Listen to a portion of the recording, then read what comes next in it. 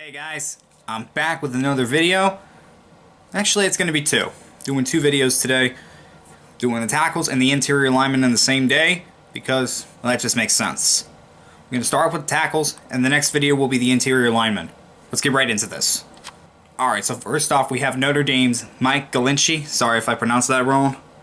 And he's a natural bender. Why is that important? Because you're a natural bender, it's easier to get leverage when you're bending than when you're standing straight up. So with a tackle, you're already a good bender, you have a good chance making immediate impact on the offensive line. He's a technician. And what's a technician? It just means that he knows where to put his hands, where his feet should go, knows when to keep moving his feet. Always good when you're a technician right from the start. And he's a fluid athlete. When you're a fluid athlete at the offensive tackle position, things just come easy to you. It's just easy to side block, just easier to get up to the second level. It's just easier when you're a fluid athlete.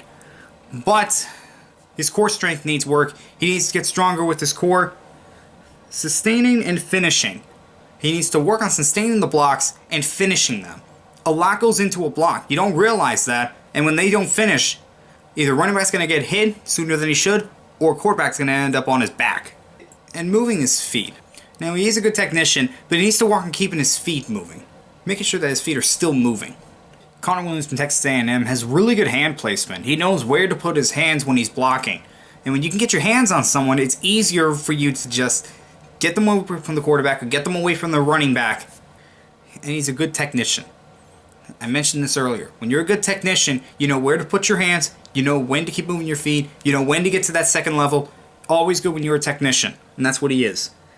Now his length, it is a little bit of a concern. He doesn't have the desired length you want to see in an offensive tackle. Again, his core strength, he needs to work on that. And he's got a tight lower body. He needs to loosen up whenever he's slide blocking or when he's blocking in general. If you're tight, it's easier for a defensive lineman to take advantage of that. So he needs to loosen up a little bit. Colton Miller from UCLA is a tall guy. He's like 6'8", I believe. That is a tall guy. And he's got a high effort level. He's going to give his all every single play. You love that in a guy. And his timing and positioning. He knows where to be when he's blocking, and he knows how long he should be blocking these guys for. Really good. But he's not a natural bender, and that's with a lot of tall offensive tackles. They're not natural benders. Is it something they can learn? Yeah, it is. But it's still a concern.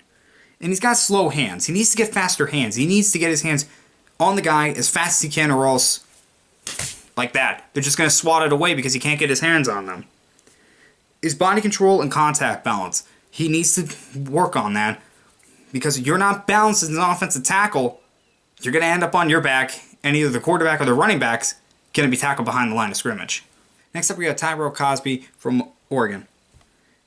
And drive blocking. He is really good at drive blocking. What's drive blocking? Basically, you're taking that defensive lineman and you're just getting him out of the way. You're just driving him down the field. He's got strong hands. Really good to have in an offensive tackle or any lineman. That means your hands are not... Once your hands get on him, they're not going to let go. And he's very flexible. When you're flexible as an offensive lineman, it's really good. That means you can bend easily. That means you're not going to get turned as easily as others. Really good when you're flexible. Now, he does have a soft upper body. Sorry. He's got a soft upper body. Not really good when you're an offensive lineman. You need to be strong. You need his hand placement. He's a little bit lazy with his hand placement. He needs to work on that, or else defensive linemen are going to blow right by him. Next up, we have Martius Rankin from Mississippi State. Here's a guy that's versatile. He'll play all around the offensive line. He's not just a tackle. But Mike Maddox has him as a tackle. That's why he's there. This is Mike Maddox's list. He's got active feet. Always good to have. You have active feet. Your feet never stop moving. You know exactly where to go. Easier to get somewhere. He's got active feet. Always good to have. When you have active feet, they never stop moving. You can get someplace quicker. And he's disciplined. When you're disciplined, you know what to do. You know when to let go. You know when to get to that next level. Always good to have.